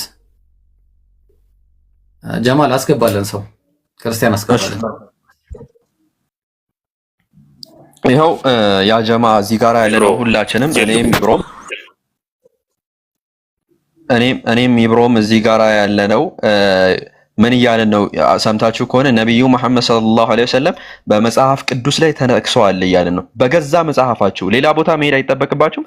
የገዛ መጽሐፋችሁ ላይ ታገኙታላችሁ ነው። ሌላ ቦታ አሁን ለምሳሌ እስልምና ላይ መምጣት አይጠበቅ፣ እዛው መጽሐፍ ቅዱስ ላይ ነብዩ ሰለላሁ ዐለይሂ ወሰለም አሉ። በጣም በርካታ ቦታ ላይ ከኢየሱስ በላይ ትንቢት አላቸው። ኢየሱስ ኢቨን ትንቢት የለውም። ትንቢት አለው የሚለኝ ክርስቲያንም ካለ ይግባ ራሱ። ትንቢት አለው የሚለኝ ራሱ ማለት ነው። ከክርስቶስ የተሻለ ትንቢት አላቸው። አሟልተዋል፣ ፈጽመዋል። ብዙ ትንቢቶችን መጥቀስ እንችላለን። ከዘፍጥረት እስከ አዲስ ኪዳን ድረስ መመልከት እንችላለን ትንቢቶችን። እያንዳንዷን ትንቢቶች አሟልተዋል። በስም ደረጃ ብትሉ ከፈለጋችሁ ማለት ነው። መሐመድ ብትሉ፣ አህመድ ብትሉ፣ የፈለጋችሁ ሙስጣፋ ብትሉ የፈለጋችሁትን እንሰጣችኋለን። እናንተ ብቻ ገስት ልካችሁ ግቡ። ይሄው እኛ ማስረጃዎቹን ለእናንተ ለመስጠት እዚህ ጋር ያለ ነው። ነብዩ መሐመድ አልተጠቀሱም በመጽሐፍ ቅዱስ ላይ የሚለይ ደፋር ክርስቲያን መግባት ይችላል። ኦኬ ከኢሳይያስ መጀመር እንችላለን። ኢቨን ምሳሌ ልስጣችሁ። ኢሳይያስ 42 ላይ ምዕራፍ 1 ላይ ብታዩት እነሆ ደግፌ ያስኩት ባሪያዬ እያለ ይናገራል ኢሳይያስ ማለት ነው። እነሆ ደግፌ ያስኩት ባሪያዬ፣ ነፍሴም ደስ የተሰኘችበት ምርጤ፣ በእርሱ ላይ መንፈሴን አደርጋለሁ እያለ ይናገራል። በዚህ ጥቅስ ላይ ብቻ የነብዩ ሰለላሁ ዐለይሂ ወሰለም 3 ስሞች ተጠቅሰዋል። ምን አለ? አህመድ ወደሚለው ምን መጣልን? ይባለፍ ቀደም ኢብሮ ሲያወራበትም ነበርና ምንን ይላል? አብደላህ ይላል፣ ባሪያ ይላል፣ የአምላክ ባሪያ ይላል ራሱ ነብዩ ሰለላሁ ዐለይሂ ወሰለም አብደላህ ናቸው። ራሱ ባሪያዬ ነው የሚለው። እነሆ ደግፌ ያስኩት ባሪያዬ የአምላክ ባሪያ ናቸው ነብዩ ሰለላሁ ዐለይሂ ወሰለም። ከዛ በኋላስ whom I have chosen ይላል የመረጥኩት ይላል የተመረጠ ነው ሙስጣፋ የነብዩ ሰለላሁ ዐለይሂ ወሰለም አንደኛው ስማቸው ሙስጣፋ ነው ራሱ ኢቭን አንድ ሐዲስ መመልከት እንችላለን chosen one ናቸው ራሱ ነብዩ ሰለላሁ ዐለይሂ ወሰለም የተመረጡ ናቸው ከሰው ዘሮች የተመረጡ ናቸው you see guys እያንዳንዷ የምትገልጸው ነብዩ መሐመድ ሰለላሁ ዐለይሂ ወሰለም ነው እያንዳንዷ ማለት ነው ቁጥር 2 ላይ ብትሄዱ እነሆ ይሄ ድምጹንም አለ በአደባባይ አሰማም አለ በአደባባይ ድምጹን አያሰማም አለ በማርኬት ፕሌስ ላይ he does not scream in the market place አለ በገበያ ድምጹን አያሰማም አለ ነብዩ ሰለላሁ ዐለይሂ ወሰለም በእርሱ ሰሃቦች በእርሱ ደቀ መዝሙሮች እንደተዘገበልን በአደባባይ የሚጮው ድምጻቸውን የሚያሰሙ አልነበሩም ኢየሱስ ግን ባገኘበት ቦታ የሚጮው ሰው ነበር ራሱ በነመለከተው ማለት ነው ቀጥሎ ራሱ ምን ይላል ፍርድን እንደሚያመጣ ይናገራል ቶራን አዲስ ህግን ይዞ እንደሚመጣ ይናገራል ኒው ሶንግ እንደሚዘምር አዲስ ህግ እንደሚያመጣ ይናገራል ይሄ አካል እንዲሁም ደግሞ ይሄ አካል ከጀንታይል እንደሆነ ማለትም ከአሕዛብ ነገድ እንደሆነ ይናገራል ኦኬ አይሁዶች ይሄንን ኢሳይያስ 53 ላይ ያለውን ኢሳይያስ 42 ላይ ያለውን ሶስት አካል ነው ሶስት ኢንተርፕሬሽን አላቸው የተለያዩ ሶስት ኢንተርፕሬሽን አላቸው አንደኛው ማን ይላል ኢሳይያስ ነው የሚል አለ መሲሁ ነው የሚል አለ ሳይረስ ዘ ግሬት ነው የሚል አለ ኦኬ ሳይረስ ዘ ግሬት ነው ለምንድን ነው ያሉት ከተባለ ኢሳይያስ 49 ላይ ቁጥር 6 ላይ ማለት ነው ከአሕዛብ ስለሚነሳ ልክ ኢሳይያስ 42 ላይ ያለውም ከአሕዛብ ይነሳል ቁጥር 6 ላይ ተመሳሳይ አይነት ቋንቋ ነው የሚጠቀመው ለዛ ነው ከአሕዛብ ይነሳል ይሄ ሰው አሉ ኦኬ ስለዚህ ከአሕዛብ የሚነሳ ህግ ይዞ የሚመጣ በጣም ወዘተ ከኬዳር ማለትም ከአረቢያን የሆነ መልእክተኛው መሐመድ ሰለላሁ ዐለይሂ ወሰለም ብቻ ናቸው እና በርካታ ጥቅሶችን ልናቀርብላችሁ እንችላለን እናንተ ብቻ ገዝተ ለካችሁ ግቡ ይሄው እኔና ኢብሮ እዚህ ጋር አለ ኢብሮ መከተት ትችላለህ ኦልራይት እሺ ጀዛከላህ ኸይር አነስ በጣም የሚገራርሙ ፖይንቶች ናቸው ያነሳውና ያው አህመድ የሚለው ስም እሱ ላይ አንድ ጊዜ ከመግባቴ በፊት ግን አንድ ቪዲዮ ለቅቄ ነበር ጀማው ሴት ልጅ በክርስትና 1 አመቷ ከሆነ ማግባት እንደሚቻል በባይብል ነው መረጃ ያቀረብኩት ባይብል ላይ ከባይብል መረጃ አቅርቤያለሁ 1 አመት ሴት ከ1 አመት ጀምሮ በቃ እድሜ ገደብ የሌለው ገደብ የለሽ ይሄንን ቪዲዮ ቫይራል አውጡት ጀማው 1 አመት እኮ ነው ያልኳችሁ ያሉት የ1 አመት ሴት ማግባት እንደሚቻል መረጃ አቅርቤያለሁ ይሄንን ቪዲዮ ቫይራል አውጡት የመጀመሪያው ቪዲዮ ነው የለቀኩት ቪዲዮ አለ 800ዎቹም ሂዱና ሁላችሁም ኮሜንት ጻፉ ሁላችሁም ሪፖስት አድርጉ ሁላችሁም ሼር አድርጉ ሁላችሁም ሪፖስት አድርጉ ማን ነው ኮፒ ሊንክ አድርጉ 1 ደቂቃ የሚፈጅ ነገር አለ በክርስትና የ1 አመት ሴት ልጅ እንግዲህ ክርስቲያኖች ቢሆኑ ዛሬ የለቀቁት ይሄን ቪዲዮ ዓለም ነበር የሚያውቀው ዓለም ነበር እንዳለ የሚያውቀው ማለት ነው እኛ ግን ስንለቅ እኛ አለፋለን እንሰራለን እናንተ ግን ምንም አትረዱንም በቃ ቫይራል እንዲወጣ አታረጉም ጀማው 30 ሰከንድ ነው ቪዲዮ 30 ሰከንድ እይታ አዩት እይታ ማየትም ትልቅ ነገር አለው ሶ ቪዲዮአችንን ግቡና ለሰዎች ተደራሽ እንዲሆን ቫይራል እንዲወጣ አድርጉት እባካችሁ በቃ መደበሪያ ብቻ አታርጉን እኛ መደበሪያ አይደለንም ትምህርት ነው እየሰጠን ያለነው እዚህ ጋር እሺ አነስ የምትለው ነገር ካለ ቀጥልና ሐሳቡን ይቀጥል ምን ያልከን ነው የ1 አመት ሴት ማግባት ይቻላል 1 አመት ሴት የ1 አመት እንደውም 1 አመት ራሱ ደህና ነው እኮ 1 አመት ያልሞላውም ይሆናል አረ በለው እና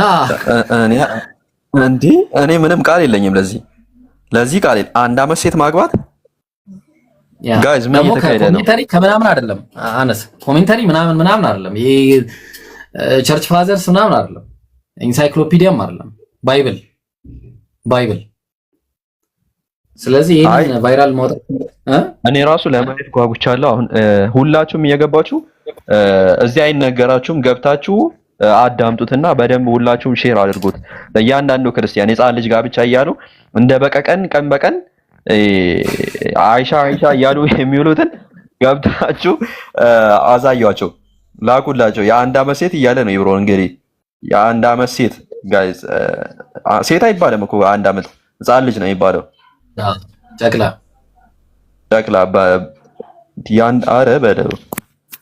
አረ በለው ይሄ አይመጣውም ይከባድ ነው አዝላት ነው የምትሄደው ስትሄድ አይመጣውም ወላሂ ሲጀመር አይመጣውም አዝለ ለመሄድም አይመጣውም እንደዚህ ነው የሚያዘው መታዘልም አይችልም እንደዚህ እንዴ ስለዚህ እስቲ ለማንኛውም ግቡና አዩት፣ አዳርሱት፣ ለህዝብ አዳርሱት፣ ህዝብ ይወቅ። አረ ይንቃ ህዝብ፣ አረ ለአላህ ብላችሁ ህዝብ ይንቃ።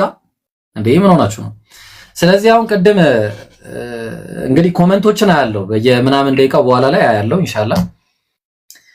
ቅድም አነስ ያነሳው ትንቢተ ኢሳይያስ ላይ በጣም ገራሚ ፖይንት አለና ትንቢተ ኢሳይያስ ምዕራፍ 42 ወላሂ ከአንድ እስከ መጨረሻው ስለ ነብዩ ነው። ከአንድ እስከ መጨረሻው ማለት ነው።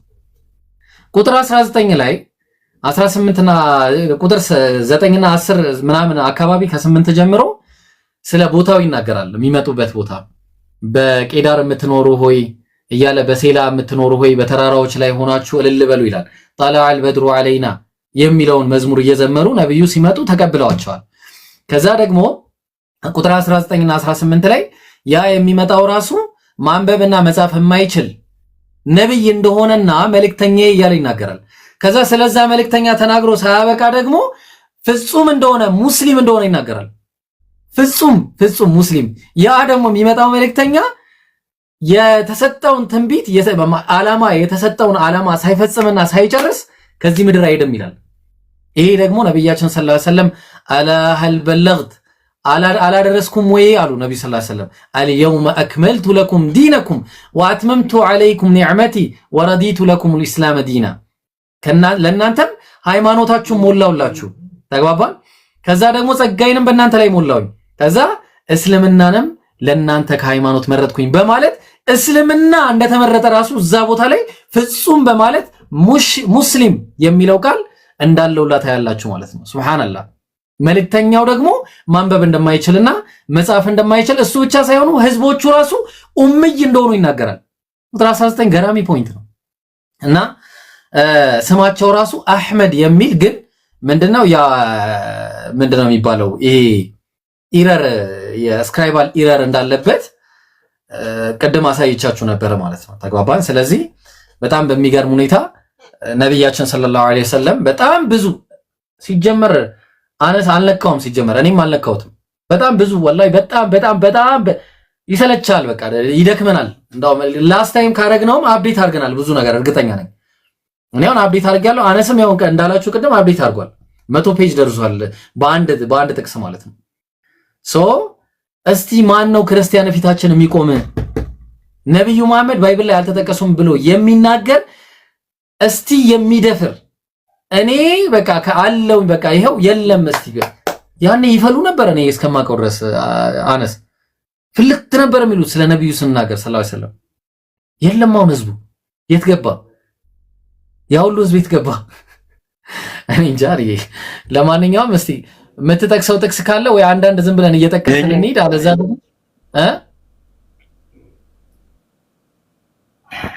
የኛ ጥፋት ነው ይሄን ያደረግነው እኛንን የኛ ጥፋት ነው አክቹሊ ማለት ነው።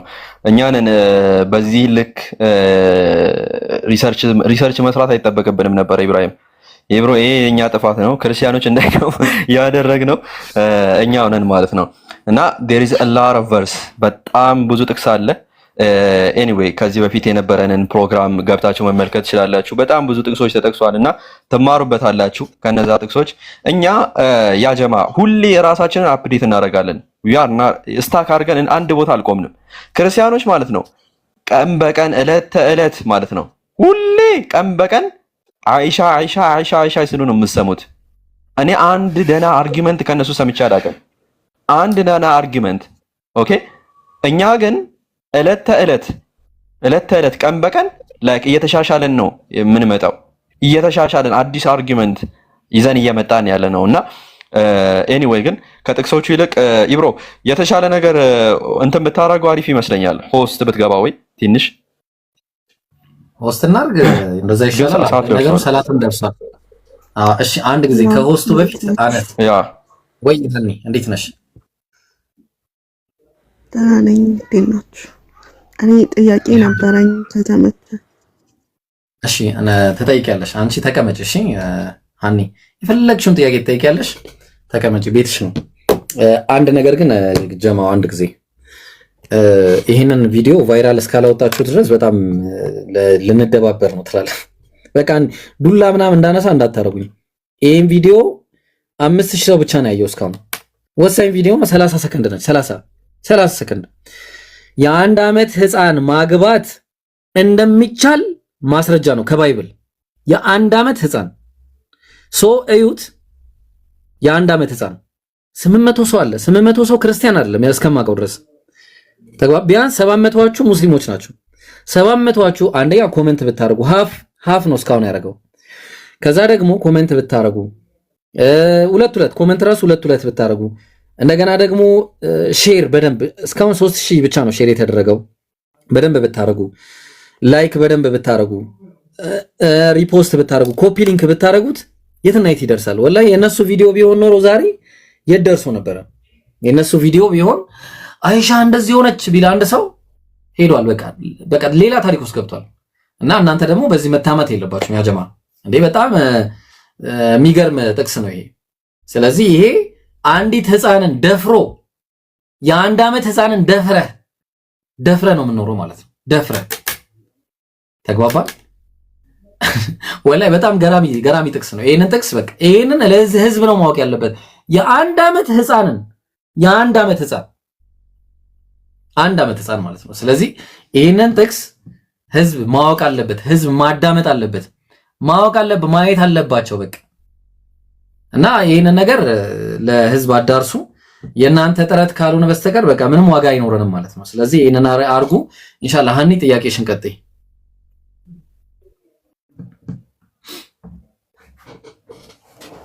ሀኒ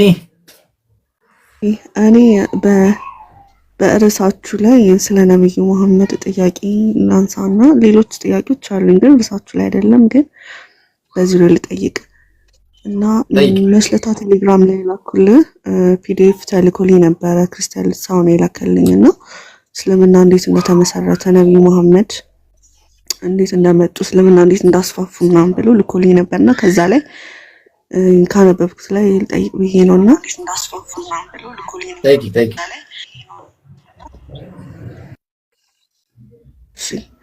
እና እንትን ነው ይሄ ከአባ የሚባለው የሚሰገድበት ቦታ እዛ ቦታ ላይ ጡባ የሚባል ጣዖት እንደነበረና የነብዩ መሐመድ ወንድ አያት ወንድ ልጆች ስላልነበራቸው ወንድ ልጅ ለመለመን ወደዛ ሄደው ነበርና እጃቸውን እዛ ጣዖት ላይ አድርገው ለምነው 10 ወንድ ልጆች ሰጧቸውና ከነዛ ውስጥም አንድ የነብዩ መሐመድ አባት ናቸውና የዘር ሐረጋቸው ከጣዖት ጋር እንደሚገናኝና እሳቸውም ማለት በቃ አላህም ጣዖት እንደሆነ እሳቸውም ጣዖት አምላኪ እንደነበሩ እንደዛ አይነት ነገር ነው እዛ ፒዲኤፍ ላይ ያለውና ይሄ ካባ የሚባለው ቦታ ላይ ጣዖት አለ ወይ?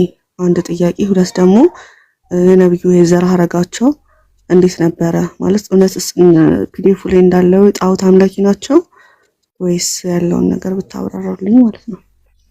እሺ ሀኒ የታወቀና አነስ መመለስ ከፈለክ ትችላለህ ኢንሻአላህ። አይ ያነሳችሁ ነገር ላይ ክሊር እንደታረገው ነው ነብዩ ሰለላሁ ዐለይሂ ወሰለም ነው እንደዛ አድርጓል የሚል ነገር ያነበብሽው አልከውላት ነው እሷ ተማሪ ነች። ቀጥልሽ እኮ ያነበበችው ነው ያነበብሽው አኒ አዎ እንትን ነው ማለት የመሐመድ ወንድ አያት እዛ ካባ የተባለ ቦታ ላይ ጡባል ነው ምናምን የሚባል ጣዖት አለ እና ለዛ ጣዖት ተስለዋል ወንድ ልጆች እንዲሰጣቸው ወንድ ልጆች ስላልነበራቸው። እሺ በቃ ወደ ፖይንቱ እንመለስና ነብዩ ሰለላሁ ዐለይሂ ወሰለም ኦፍ ኮርስ እኛም ከዚህ በፊትም እያደረግነው ያለው ክሌም ምንድነው አረቦች ለአምላካቸውን የማያውቁና ከእስማኤልና ከማን ነው ከአብርሃም በኋላ ማለት ምን ይሰማል ልብዜ? አዎ ተሰማለ። ተቆራርጠ ነበር ተሰማለ። እንትን ነው ኢብሮ ጥያቄ ስለፈጠረብኝ ነው እንጂ እስልምናን እንትን ለማለት ለመንፈግ ምናምን አይደለም የመጣሁት። ድምጼ ይሰማል? ታውቀኛለህ? ተሰማለህ? ድምጼ ተሰማለህ?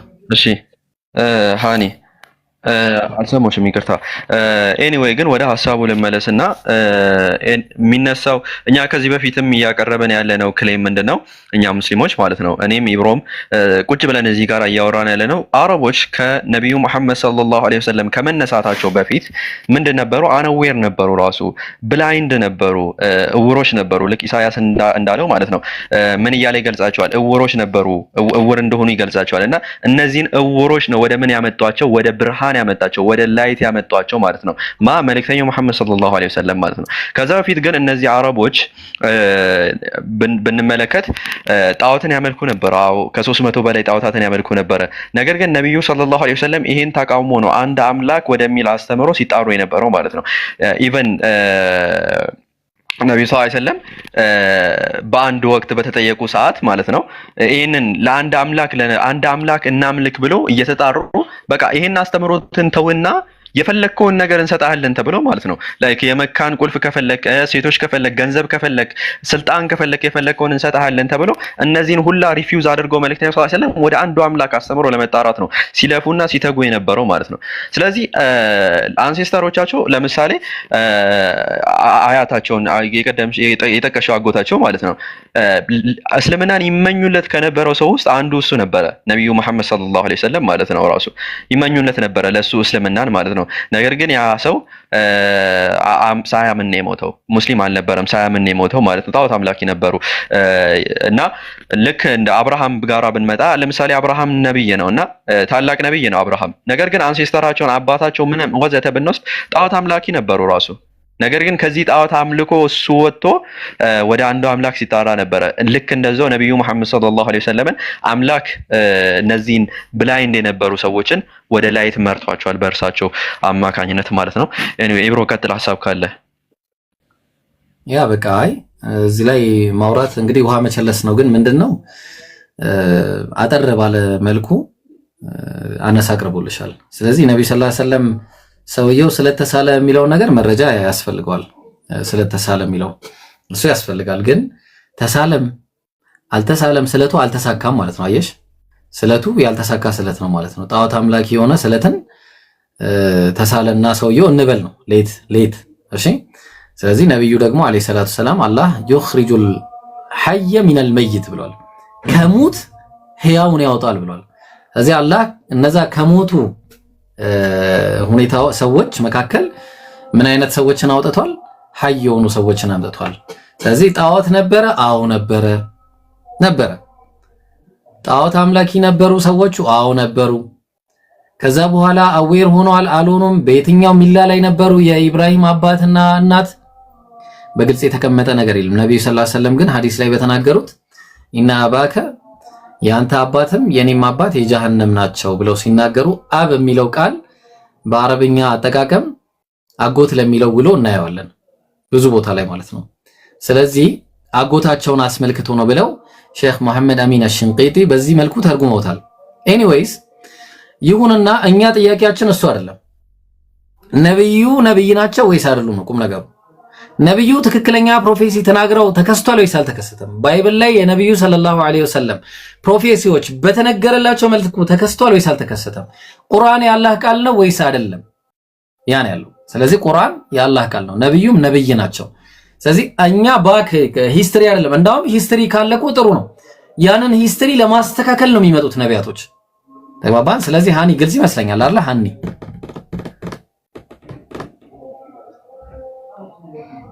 ሃኒ ኦልራይት ግልጽ ነው። ግልጽ ነው። አይ ኸይር በቃ እሺ። ሁለተኛ ጥያቄ ካለሽ ቀጥይ እና እስቲ ግባ። አንተ አዘል የምትባለው ልጅ እስቲ አንድ ጊዜ ሙስሊም ነህ ክርስቲያን ነህ? አዘል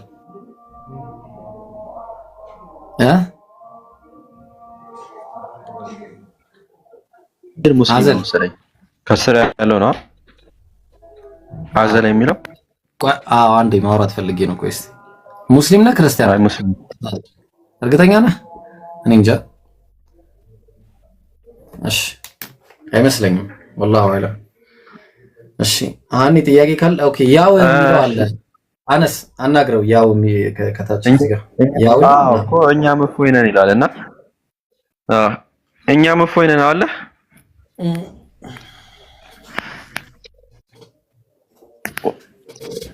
ጥያቄ ወገናችን ትሰማለህ? ነብዩ መሐመድ ሰለላሁ ዐለይሂ ወሰለም በመጽሐፍ ቅዱስ ላይ ተናግሯል ብለህ ታምናለህ?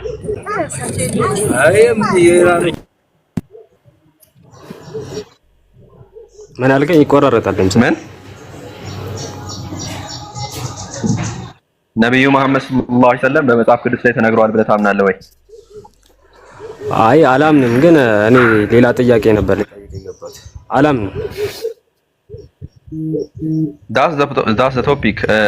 ጭራሽ በቁርአን አልተናገሩም እኮ እንዴት በመጽሐፍ ቅዱስ ቆይ እንመጣለን ወደ ቁርአኑ። መጀመሪያ ከመጽሐፍ ላሳየና ወደ ቁርአኑ እንመጣለን። እሺ ዳንኤል ምዕራፍ 2 ላይ አይደለን አኘ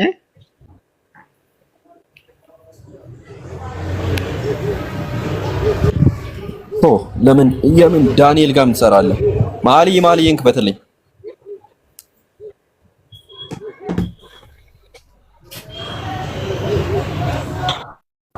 ምንድነው የሚለው?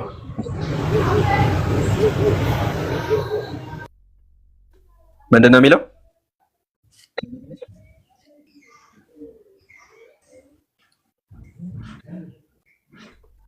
ምንድነው የሚለው?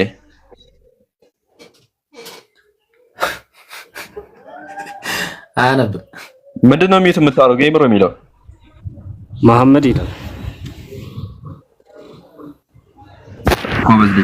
መሐመድ ይላል አይደለም? እዚህ መሐመድ ይላል ብላል ኦሬዲ። ኦኬ ይሄው ስለ ነብዩ ሰለላሁ ዐለይሂ ወሰለም በስም እየጠቀሱት በስም ደረጃ አለ ማለት ነው። መሐመድ እኮ በስም ደረጃ ተጠቅሷል። ይሄው አልክ እኮ አለ። ይሄ አሁን መጽሐፍ ቅዱስ ላይ ነው እያሳየኝ ያለው። ኦፍ ኮርስ በመጽሐፍ ቅዱስ ላይ ነው። ይሄው መኃልየ ምዕራፍ 5 ቁጥር 16 መኃልየ ምዕራፍ 5 ቁጥር 16 የዕብራይስጡን ክፈተው ሰለሞን የጻፈበት ይሄው እኮ የትኛው ላይ ከፍተህ ከመጽሐፍ ቅዱስ ማሳየታችን ከመጽሐፍ ቅዱስ ነው ያሳየው። ሰለሞን በምን የጻፈው መጽሐፍ ቅዱስ? መኃልየን በምን የጻፈው?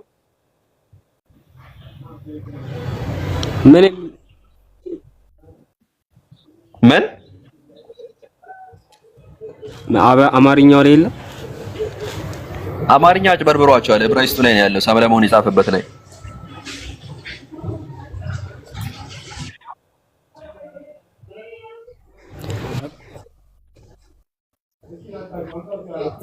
አሁን እሱን ተውና አማርኛው ላይ ካለ አሳየኝ። አማርኛን የጻፈው ሰለሞን? እነዚህ ሰዎች ጤነኛ አይደሉም። አማርኛ መጽሐፍ ቅዱስ ላይ ካለ አሳየኝ። ወይኔ እኮ ሰለሞን የጻፈው በአማርኛ ነው። ከመጽሐፍ ቅዱስ ማሳየት አችልም? ከአማርኛ ባይብል ይኸው ከመጽሐፍ ቅዱስ ነው እያሳየው ያለሁት። እሺ በቃ ጥያቄን ጠይቃለህ። የሚያውቀው ታሪክ የለም የሚቅርበት ይብሮ። ምንም ያ ስለ አይሻ ይመቸዋል። ስለ አይሻ ይጠይቅ። ጥያቄ አለ?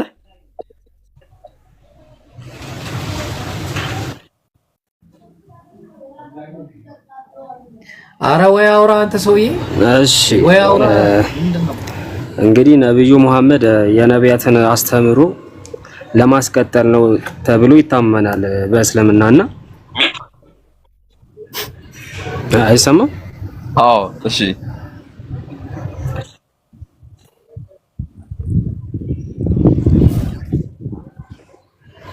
አለኝ ጥያቄ። አይሰማም? የሚቆራረጥ ብራዘር ጥያቄ ምንድነው?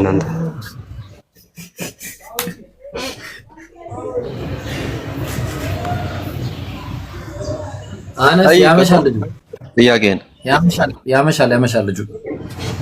ይሰማል? ያ ሰላት ነው። ጥያቄን ጠይቅ።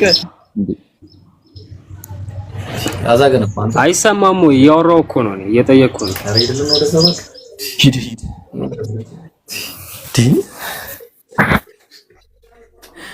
አላሁ አክበር። ሌላ ክርስቲያን ጋይዝ ቪዲዮ ስንደረሰው ይብሮ ኧረ ገና ነው። በቃ 5000 ምናምን ገና። ምንድን ነው የሚሰሩት? እዚህ ውስጥ ያለው 800 ሰው ምሮ የሚሰሩት ብሎ ካታረጋቸው ምን ብሮ እንዴ ወላሂ ምርር ብሎናል። ወላሂ በቃ ሪፖርት ማን ነው ምናምን ማድረግ በቃ የኛ ህዝብ ምንም እንደማይችል ነው ያየሁት። ወላሂ በቃ ይኸው እስቲ ቅድም የተለቀቀ ስንት ሰዓት መሰለህ ከተለቀቀ? ኧረ ላሽ 2 ሰዓት ማለት 2 ሰዓት ምንም በቃ ገና ኮመንቱ ራሱ ሀፉ ራሱ አላረገም ኮመንቱ እኮ እኔ ማለት ነው ኢብሮ ከምገነዘበው ነገር እነሱ አሁን ቪዲዮ ፖስት ሲያደርጉ ላይክ በጣም ነው ሰፖርት የሚደራረጉት። ያጀማ ላይክ ሁሉም ላይክ ያደርጋል ምናምን ሼር ምናምን ያደርጋል ለሚያውቁት ሰው ሼር ምናምን ለኛ ራሱ ሼር የሚያደርግልን ምናምን አለ በውስጥ ማለት ነውና እና ይሄ በጣም ልዩነታችንን ያሳይ እነሱ ምን ያህል እንደሚሰሩና የኛ ግን እናንተ ምን እኛ እዚህ ጋር ቁጭ ብለናል። እኛ እንደዚህ ሪሰርች እየሰራን ለእናንተ አዲስ ነገር ስናቀርብ እናንተ ገብታችሁ ሪፖስት እና ሼር የማታደርጉ ከሆነ ወላሂ በጣም ነው የሚያሳፍረው። እና ዲስ ቢግ ሼም ራሱ እና ሁላችሁም ግቡና አሁን ኢብሮ ፖስት ያደረገውን ቪዲዮ በደንብ ሼር ኮፒ ሊንክ አድርጉት ሁላችሁም ማለት ነው። ከዛ በኋላ እዚህ ጋር እየመጣችሁ አንድ ቁጥር ጻፉ። ያለበለዚያ ያለ በብሎክ ነው የምትስተናገዱት። አንድ ቁጥር ጻፉ። ከዛ በኋላ ቶሎ በሉ ላይክ ሼር እያደረጋችሁ አንድ ቁጥር ጻፉ። ኮሜንት ያደረጋችሁም ድጋሚ ኮሜንት አድርጉ። እሺ በጣም ጥሩ ጥቅም አለ። አዎ ጎበዞች እንደዚህ ነው እኮ ስራ። ሁላችሁም በቃ እንደዚህ ሁላችሁም አንዳንድ እየጻፋችሁ ደግሞ ሳታረጉ አንዳንድ ጻፉ አሉ። ደግሞ እዚህ ጋር ሳታረጉ አንዳንድ ጻፉ አሉ። አርግታችሁ መታችሁ አንዳንድ ጻፉልን ቶሎ በሉ። እሺ ስማቸውን ለቆይስ ኦኬ ስማቸውን ያርጉ። እዛ ውስጥ አሁን ለምሳሌ ኑሪ አለ ኑሪ ቪአይፒ ምናምን አንዴ ምንድን ነው በቃ እንደዛ አንድ ቁጥር ለወጉ ከሆነ የምትጽፉት እሺ ይሁን። ረመዳን ነው ከአላህ ጋር ትተሳሰባላችሁ። ረመዳን እሺ ኤኒዌይ ግን ወደ ሐሳብ እንመለስ። አሁን ኢብሮ ቀጥለ። ምን ልቀጥል? ሰው ጠፋ እኮ አነስ ግራ ገባን እኮ አሁን እኛ ምን ላይ ጥያቄ እንቀበላችሁ። ከዛ ነው ሃኒ ያለችና ሃኒን አስተናግዳት እስቲ ተራ በተራ እንስግድ። አንተ እኔ ጋር ገና ነው አይ ቲንክ ገና ነው እኔ ጋር አልተሰገድ ኢቃም ሲል እዚሁ ስለሆነ ያለሁት እኔ እዚሁ ነው የምሰግደው። ሃኒ ጥያቄ አለሽ? ምን? አዎ አለኝ። ጠይቂ። እሺ ነብዩ መሐመድ ጥሪያቸው የነቢያት ጥሪያቸው በ40 ዓመት ጀምሮ እንደሆነ ይታወቃልና ከዛ በፊት የነበራቸው ስብዕና በምንስ ይታወቁ ነበረ?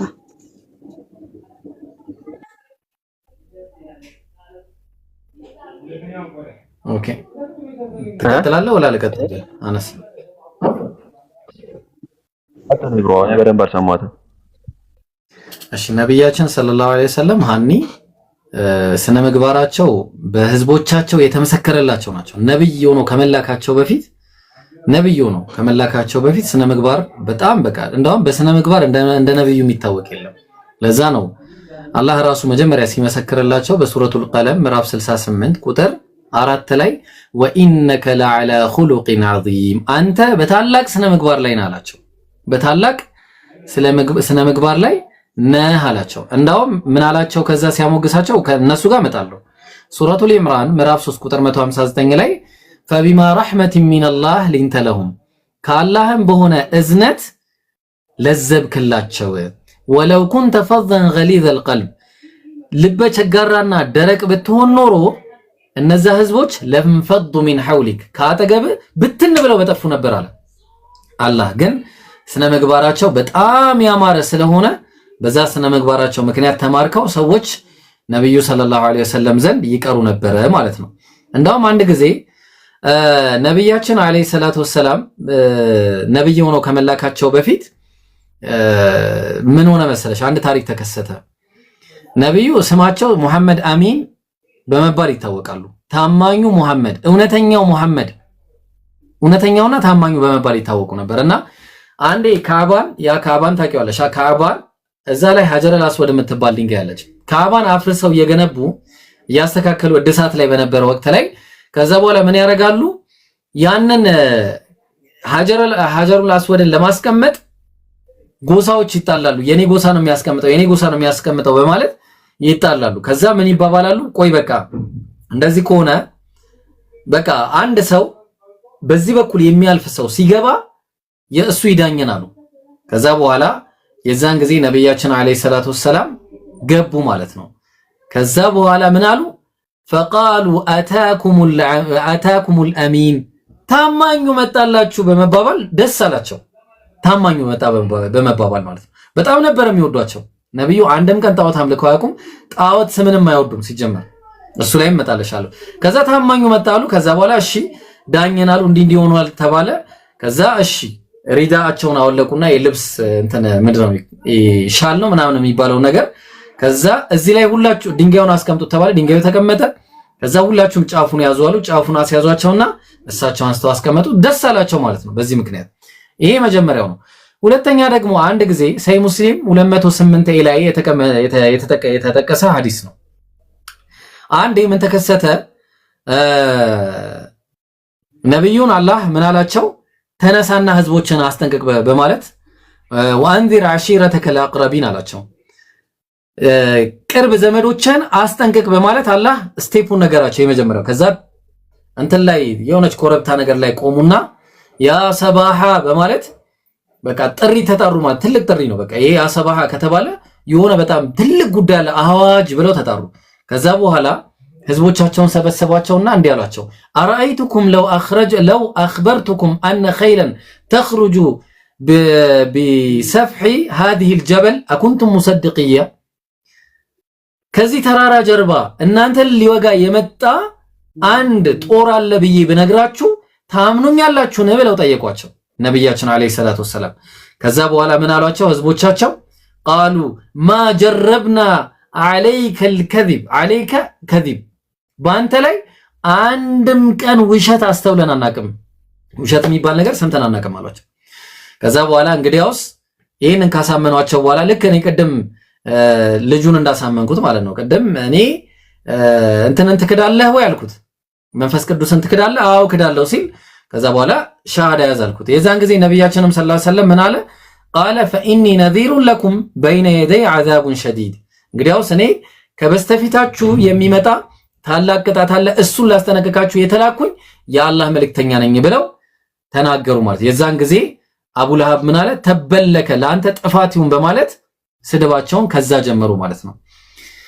እንግዲህ ይሄ ሁለት ምስክር ነው ያገኘነው። ሶስተኛ ምስክርም ልጨምር ወይስ ይበቃሻል? ሃኒ በጣም ብዙ ምስክር ነው ያለው። እንዴት ያለሽ? ሶስተኛ ምስክርነት። ኦኬ ሶስተኛው ምስክርነት ኸዲጃ የነብያችን አለይሂ ሰላቱ ወሰላም ሚስት ከዛ በኋላ የሆነችው ማለት ነው። ምን ብላ እንትን አለች? አነስን አስገባው። እሺ ሸጀማል አነስ ላክ ካለ ላክ፣ ወይ ደግሞ ሰላሰግደ መመጣ ከሆነ ምን ተነበል ኢንሻአላህ። ምን አለች መሰለች? ያኔ ዋህዩ ሲገለጥላቸው ለሳቸው ቀድ ኸሺቱ ዐላ ነፍሲ አሉ፣ በራሴ ላይ ለነፍሴ ፈራዋለሁ አሉ ነብዩ ሰለላሁ ዐለይሂ ወሰለም። ፈቃለት ለሁ ከላ አብሽር፣ ኧረ አይዞህ፣ ፈወላሂ ላ ዩኽዚከ አላሁ አበዳ፣ አንተን በአላህ እምላለሁ አንተ መቼም አትዋረድም አለቻቸው። ኢነከ ለተሲሉ ረሒም፣ አንተ እኮ ዝምድናን የምትቀጥል ነህ። ለተሲሉ ረሒም፣ ከዛ ወተስዱቁል ሐዲስ፣ ንግግርንም እውነትን እንጂ አትናገርም። ከዛ ወተሕሚሉል ከለ፣ ከዛ ደግሞ እነዚህ የችግር ባለቤቶችን ሰዎችንም ምን አለ ትሸከማቸዋለህ፣ ማለትም ያው ችግራቸውን ትፈታለህ ማለት ነው። ወከዛ ወተቂሩ ደይፍ፣ እንግዳን ትቀበላለህ። ወተዒኑ ዐላ ነዋኢቢል ሐቅ፣ ለሐቅም ትቆማለህ፣ ለሐቅ ባለቤቶችም ትፈርዳለህ በማለት እንደዚህ ብላ ታጽናናቸው ነበር። ባህሪያቸው ነብይ ሆነው ከመላካቸው በፊት ስለምታውቃቸው ማለት ነው። ሌላ አንድ ልጨምርልሽና ይበቃናል። አንድ ጊዜ የሆነ ክስተት ይከሰታል። ማን ነው? ቡሃይራ የሚባል አንድ ሰው ነበርና ይሄ ቡሃይራ የሚባል ሰው ነብይ እንደሚመጣ ያውቃል። እና ራሂብ ነው ሞሎክሴ ነው። አንድ ጊዜ ምን ብሎ ይጠይቃል መሰለሽ? መጥቶ በላት ይሁንብህ ብሎ ጠየቃቸው። ያው ላት ማለት እነሱ የሚያምኑበት ነው። ላትና ዑዛ እነሱ የሚያምኑባቸው ጣዖቶች ናቸው። እንትኖች ማለት ነው። ምንድነው የሚባሉት? እነዚህ ቁረይሾች ማለት ነው፣ ጣዖታውያን። ከዛ ምን አሉ ነብዩ ሰለላሁ ዐለይሂ ወሰለም? እነዚህን ስሞች እኔ ፊት እንዳትጠራ አሏቸው። ነብይ ሳይሆኑ እኮ ነው። እነዚህን ስሞች እኔ ፊት አትጥራ ብለው ሰውየውን ከለከሉት ማለት ነው። ከዛ የዛን ጊዜ ነብዩ ሰለላሁ ዐለይሂ ወሰለምን በአላህ ይሁንብህ ብለው ጠየቃቸው ሰውየው። የዛን ጊዜ ነገሩት ማለት ነው። ተግባባን? ነብዩ ሰለላሁ ዐለይሂ ወሰለም ነብዩ ነው ከመላካቸው በፊት በጣም ብዙ ማስረጃ አለ። ያው ይደክመናል እንጂ ማስረጃው አያልቅም። ስለዚህ ነብዩ አለይሂ ሰላቱ ሰላም እነሱ ራሱ የመሰከሩላቸው ህዝብ ነበሩ ማለት ነው። ነብዩ ማለት ነው። ግልጽ ነው ሃኒ? በጣም ግልጽ ነው። አመሰግናለሁ። ይላለሽ መስገጃ ሰዓት ካልደረሰ እንጠይቅ። ሲደርስ ሄዳለሁ። ኦልሬዲ አዛን ነው፣ እኔ ጋር አዛን ነው። ይቃም ሲል መነሳት አይቀርም። እስከዛ አንድ ሰው ይመጣል፣ አነስ ይመጣል። እሺ ቀጥይ። እሺ አሁንም በእሳቸው ላይ ነው ጥያቄ ማለት ላይ ግላዊ ህይወታቸውና ሃይማኖታዊ አስተምሯቸው እንዴት ነበረ ማለት አይጋጭም ወይ ነው? ለምሳሌ ያስፈልገው ያስፈልገዋል። ልክ ነህ። ከእሳቸው በፊት የነበሩት ነቢያቶች እንደ እስልምና ብዙ ጊዜ የሚጠቀሰው ብዙ ሚስት አላገቡም አይነት ነገር ነውና ብቻ ግላዊ ህይወታቸውና ሃይማኖታዊ ጥሩ ነው ጥሩ ነበር ወይ ነው ጥያቄ። አስተምሯቸው በጣም ጥሩ ነው። ይሄ ደግሞ ሂረቅልም የመሰከረው ነው። ሂረቅል ማለት የሮሙ ንጉስ ነውና የሮሙ ንጉስ ነብይ እንደሚመጣ ያቅ ነበርና እሳቸውን አስመልክቶ ጠየቃቸው። ህዝቦቹን የጠየቀው ነብዩን አይደለም የጠየቀው። ህዝቦቹን እንዴት ነው የሚያዛችሁ ብሎ ይጠይቃቸው ነበርና በጣም ባሪያዎችን እሱን የሚከተሉት ባሪያዎች እንደሆኑ ዝምድና እንዲቀጥሉ ምናም በቃ እንደዚህ አይነት ነቢያቶች ሊያደርጉት የሚችሉት ባህሪያቶችን በአጠቃላይ ሲነገር በእርግጥም ይሄ ነብይ ነው ብሎ እኔ የሱን እግር ባጥብ ደስ ይለኝ ነበረ ብኖርና ብችል ብሎ መናገሩንም ታያለሽ። ባጭሩ አንደኛ ምስክርነት ራሱ አለ። ሁለተኛ ነቢያት ተረጉድ ነቢያት እኮ አንድ ሺህ አግብተዋል በባይብል። አንድ ብቻ ያገባ ነብይ ራሱ የለም ሲጀመር። አንድ ያገባ ነብይ እንደ ባይብል አይደለም ጥያቄ እንደ እስልምና ነው። ገባኝ እኮ እንደዛ ናቸው ነቢያቶች ያገባሉ። በእኛም እንደዛ ነው። ሚስቶች ነበራቸው፣ ከአንድ በላይ ሚስት ነበራቸው ነቢያቶች ሁሉ። ተግባባን? ስለዚህ ያ ነው። በነገራችን ላይ ባይሆን ራሱ እንደዛ ባይሆን ራሱ አይጨንቀንም። ለምን ከተባለ አላህ ቁርአን ላይ ያስቀመጠው ህግ ስለሆነ ማለት ነው። ግን ያው የተለመደ ነገር ለመሆኑ ስለ ዳውድም ተናግሯል፣ ስለ ሰለሞን፣ ስለ ኢብራሂም አለይሂ ሰላም ሁለት ሚስቶች እንዳሉት አለ። ብዙ የተነገረ ነገር አለ። ይሄን ይመስላል ማለት ነው። ከአንድ በላይ ሚስት እንዳላቸው ግልጽ ነው። አዎ ግልጽ ነው። ከሳቸው ውጪ መጠየቅ እችላለሁ? ከርዕሱ ውጪ? ኧረ ጠይቂ። እሺ አላህ ላይ ውሸትና እሱ ባመጣቸው ነገሮች ማመጽ፣ መቅጠፍ ምን አይነት ቅጣት ይጠብቀናል? እንደ ሌላ አማኝም እንደ እስልምና ላይም እንዳለ ሰው ወይም ደግሞ አላህ ላይ ባላመነ ሰውም እስልምና ላይ እንዳለ ሰው ምን አይነት ቅጣት ይጠብቀናል? ውሸት ነው ማለት ነው። አዎ ውሸት ላይ እሱ ባመጣቸው ነገሮች እሱ ባስቀመጣቸው ነገር ማመጽም ውሸትም ያው መቅጠፍም ምን አይነት ቅጣት ይጠብቀናል? አረ በለው እሱ ባመጣው ህግ ከሆነማ ጀሃነም ነው የሚያስገባው። ይሄንን ነብዩ አድርገዋል የምትይ ካለ እስቲ አምጪና እስቲ ጀሃነም ነው የሚያስገባው። በአላህ ቁርአን ላይ መቅጠፍ ከባድ ነው። ያው የምታመጪው ሱረቱል ምዕራፍ 69 ቁጥር መጨረሻ አካባቢ ወለው ተቀወለ علينا بعد الاقاويل لاخذنا منه باليمين የሚለው ሊመጣ ይችላል። እስቲ ጥያቄውን አቅርቢውሽ መጨረሻ ላይ ይሄ መንደርደሪያ ሐሳብ መሰለኝ ነው። ጥያቄ እንደዛ ነው። አላህ ባመጣቸው ነገሮች እሱ እንትን ባላቸው ነገሮች ማመጽ ምን አይነት ቅጣት ይጠብቀናል ነው በቃ ጥያቄ እንጂ ቁርአን ውሸት ከሆነ እሺ የአላህ ቁርአን ላይ ያላለውን አላህ መጨመር ከሆነ በጣም ከባድ ነው። የጀሃነም ነው የሚያስገባ። ምክንያቱም ቁርአንን መካድ ነው። ተግባባን። ከቁርአን መቀነስም መጨመርም አይቻልም። የተጻፈንም አይደለም ብሎ መከራከርም አይቻልም። ይሄ ከሆነ ጀሃነም ነው። ግን ውሸት ከሆነ ውሸትም ጀሃነም ያስገባል። ወላኪን ግን የቅጣቱ አይነት ይወስነዋል። ተግባባን። ዘውታሪ አይሆንም። በጀሃነሙ ዘውታሪ አይሆንም። ይወጣል ከጀሃነም የሆነ ቀን ይወጣል። አላህንም ደግሞ ይቅርታን ከጠየቀ ይቅር ይባልለታል። ግልጽ ነው። እንዴ ሚዩት አድርግ እባክህ። እና አላህንም ይቅርታ ከጠየቀ ይቅርታ ይደረግለታል። ነብያችን ሰለላሁ ዐለይሂ ወሰለም ለቀልድም ቢሆን አትዋሹ ብለዋል። በእስልምና ለቀልድም አይዋሽም። አነ ዘዒሙን ቢበይቲን ፊ ረበዲል ጀና ሊመን ተረከ አልሚራአ ወኢን ካነ ሙሐቀና። እኔ ዋስትና ሆነለታለሁ፣ ዋስ ሆነለታለሁ ክርክርን እያወቀ ማለትም ክርክርን እሱ ትክክለኛ የኛ ክርክርን አይመለከትም። እሺ ይሄ ቁርአን ላይ የተገለጸ ነው። ክርክር ሲባል ይሄ ድርቅ ያለ ክርክር ማለት ነው። ክርክርን ለኔ ብሎ የተወልኝ ሰው ለተወሰው ምን አረግለታለሁ? በጀነት ጠረፉ ላይ ቦታ እንዲኖረው እኔ ዋስ ሆነለታለሁ አሉ። ከዛ ደግሞ ወፊ በይቲን ፊ ወሰጢል ጀና ሊመን ተረከ አልከዚበ ወኢን ካነ ማዚሐን። ውሸትን ደግሞ ለተወልኝ ሰው ለቀልድ እንኳን ቢሆን በጀነት መካከለኛ ቦታው ላይ ቤት እንዲኖረው ቦታ እንዲኖረው እኔ ዋስ ሆነለታለሁ አሉ። ከዛ ደግሞ ወፊ በይቲን ፊ አዕለል ጀና የጀነት ደግሞ የላይኛው ቦታ ላይ ቦታ እንዲኖረው ዋስ ሆነለታለሁ ሊመን ሐሰነ ኹሉቀሁ ስነ ምግባሩን ላሳመረ ሰው አሉ። ስለዚህ ሙእሚን ሌላ ወንጀሎችን ሊሰራ ይችላል፣ ግን አይዋሽም። የአማኝ መገለጫው ነው።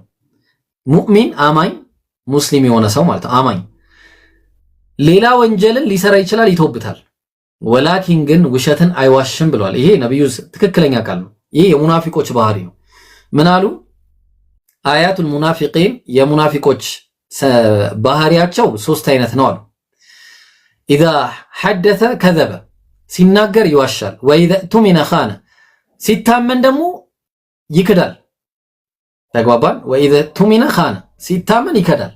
ከዛ ወኢዛ ኸሰመ ገደረ ከዛ ደግሞ ሲከራከርም ይሄ የእንትን ክርክር ነው የሚከራከረው፣ እውነት የሌለው ክርክር ማለት ነው። ዝም ብሎ ለመከራከር እንጂ እንትን አይደለም። ስለዚህ ውሸት ማለት በእስልምና በጣም ከባድ ቦታ ነው። በጣም እሺ መጣው እሺ በጣም ከባድ ቦታ ነው። እስልምና ላይ ውሸት መዋሸት ማለት በጣም ከባድ ነው። ስለዚህ አንድ አማኝ የሆነ ሰው አይዋሽም። እምነታችሁን በዚህ ማወቅ ትችላላችሁ። ሃኒ አንዴ 30 ሰግጄ እመጣለሁ። ጥያቄሽን እኔ ስመጣ ትቀጥያለሽ። እስከዛ የቪዲዮዬን ሸጀማል ኮፒ ሊንክ እንዲደረግ አድርጉልኝ። የዓለምንም እንትኗን ኮፒ ሊንክ እንዲደረግ አድርጉላት። መጣው። እሺ ብሮ ጀዛከላ ኸይር። እሺ እኔም ያው መንገድ ላይ ነኝ።